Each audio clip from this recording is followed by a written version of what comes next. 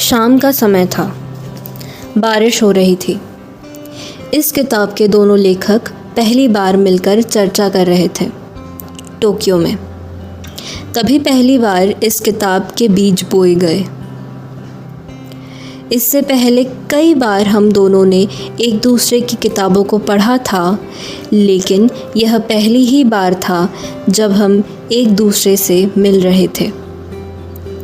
हम दोनों जापान की राजधानी से हज़ारों मील दूर रहते थे, लेकिन दोनों की पसंद का विषय एक ही था।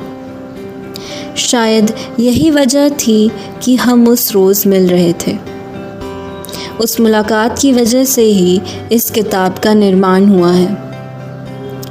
उस मुलाकात के तकरीबन 1 साल बाद हम दोनों दोबारा मिले। बगीचे में टहलते हुए हमने पाश्चात्य मनोविज्ञान और ख़ास करके उस लोगोथेरेपी के बारे में बातचीत की, जो लोगों को अपने जीवन का मकसद ढूंढने में मदद करती है। हमारी बातचीत में एक बात उभर कर आई कि आजकल के मनोचिकित्सक विक्टर फ्रैंकल की बताई हुई लोगोथेरेपी का इस्तेमाल कम करते हैं। इसकी बजाय वे कॉलेजों में सिखाए जाने वाली बातों को प्रमाण मानते हैं। लेकिन आज भी लोग अपने जीवन का सही मकसद जानने में नाकामयाब होते जा रहे हैं। हम हमेशा ही अपने आप से यह सवाल पूछते रहते हैं कि मेरे जीवन का उद्देश्य क्या है?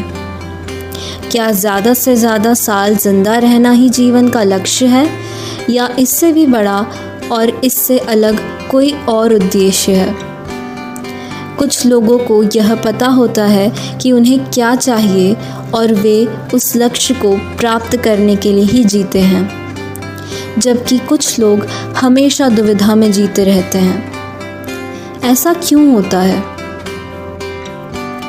तब हमारी चर्चा में एक शब्द बार बार आया और वह जादुई शब्द था इकिगाई। यह एक जापानी संकल्पना है। इसका ऊपरी अर्थ है हमेशा व्यस्त रहने से मिलने वाला आनंद। लोगोथेरेपी की तरह इसका मकसद भी अपने जीवन का उद्देश्य ढूंढना है, लेकिन इसमें काफ़ी गहरा अर्थ छुपा हुआ है।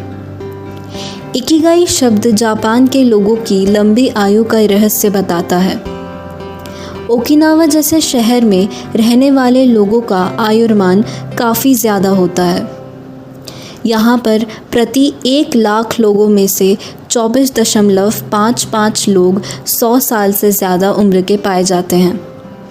वैश्विक स्तर की तुलना में यह अनुपात काफ़ी ज़्यादा है। जापान में रहने वाले लोग बाकी देशों के लोगों की तुलना में ज़्यादा साल जीते हैं। इसमें कोई शक नहीं है कि अच्छा भोजन, ग्रीन टी तथा अच्छा मौसम इसमें बड़ी भूमिका निभाते हैं। लेकिन यहाँ के लोगों के ज़्यादा साल जीने के पीछे की असली वजह होती है इकिगाई। यह शब्द उनके जीवन को सही दिशा देता है। इस विषय का अध्ययन करते वक्त एक बात विशेष रूप से हमारे सामने आई कि इस विषय पर प्रकाश डालने वाली कोई भी किताब या व्यक्तित्व मार्गदर्शिका उपलब्ध नहीं थी। हमारे मन में और एक सवाल आया कि ओकिनावा में रहने वाले लोगों को जीवन के अंत तक सक्रिय रहने की प्रेरणा कहाँ से मिलती होगी? उनके आनंदित और लंबी उम्र वाले जीवन के पीछे क्या राज होगा? हमने इस बात की और गहराई से खोज की तो हमें दक्षिणी जापान स्थित ओगिमी नामक एक छोटे से गांव के बारे में पता चला। इस गांव को दीर्घायु लोगों के गांव के रूप में जाना जाता है। 3000 लोगों के इस छोटे से गांव में विश्व के सबसे ज़्यादा दीर्घायु लोग रहते हैं। हमने यह खोजने की ठान ली कि इन लोगों के इतनी बड़ी संख्या में शतायु होने के पीछे की असली वजह क्या है। हमने हर पहलू की पड़ताल शुरू कर दी। कहीं ओकिनावा में पाया जाने वाला शिकुवासा फल तो इनकी लंबी उम्र का राज नहीं है। शिकुवासा नींबू की तरह दिखने वाला और एंटीऑक्सीडेंट की बहुत ज़्यादा मात्रा वाला एक फल है। मोरिंगा चाय बनाने के लिए जो शुद्ध पानी इस्तेमाल होता है, कहीं वह इसके पीछे की वजह तो नहीं है? खोज शुरू होने के 1 साल के अंदर ही हमारी पूरी टीम कैमरे के साथ ओकिनावा पहुंच गई। वहाँ के लोग काफ़ी प्राचीन भाषा बोलते हैं और लंबे बालों वाले बुनागया के उसूलों का पालन करते हैं। हमारे पहुंचते ही वहाँ के लोगों ने स्नेहशीलता के साथ हमारा स्वागत किया। कुछ ही समय में हम उनके साथ अच्छे से घुल मिल गए। हमें महसूस हुआ कि वे अनोखी ऊर्जा के साथ जीते हैं। जब हमने वहाँ के सबसे बुजुर्ग लोगों से भेंट वार्ता की तो हमें पता चला कि कुदरती माहौल के अलावा वहाँ पर कुछ और भी है जिसकी वजह से वहाँ के लोग लंबी आयु जीते हैं। वहाँ के लोगों में एक अजीब सी ऊर्जा और जोश है जिसकी वजह से वे लंबा और आनंददायक जीवन जीते हैं। फिर एक बार इकिगाई शब्द हमारे सामने आया।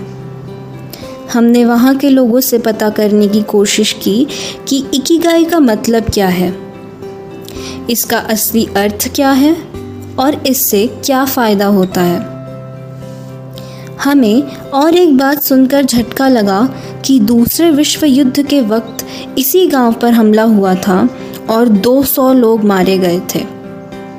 लेकिन हैरानी की बात यह थी कि इन लोगों के मन में किसी के भी प्रति कोई नकारात्मक भावना नहीं थी।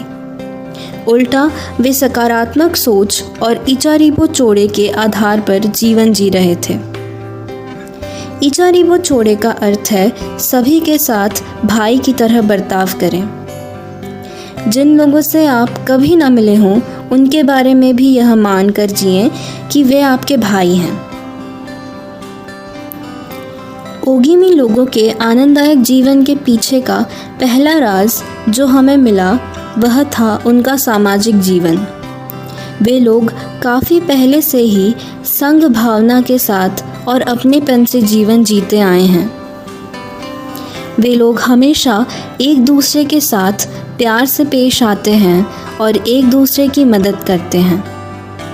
दोस्ताना अंदाज में जीना, हल्का भोजन करना तथा सही मात्रा में आराम और व्यायाम उनके स्वास्थ्य के कारण है। लेकिन उनके पूर्णतः संतुष्ट, आनंददायक और शतायु जीवन के पीछे का असली कारण है इकिगाई। वे हर दिन को इकिगाई के हिसाब से जीते हैं। इन लोगों के शतायु जीवन का राज आपके सामने उजागर करना और साथ ही आपको अपना इकिगाई ढूंढने में मदद करना ही इस किताब का मूल मकसद है। क्योंकि जिन जिन लोगों को इकिगाई मिला है वे लोग आनंददायक, संतुष्ट और दीर्घायु जीवन जी रहे हैं। आपकी इस यात्रा के लिए आप सभी को दिल से शुभकामनाएं।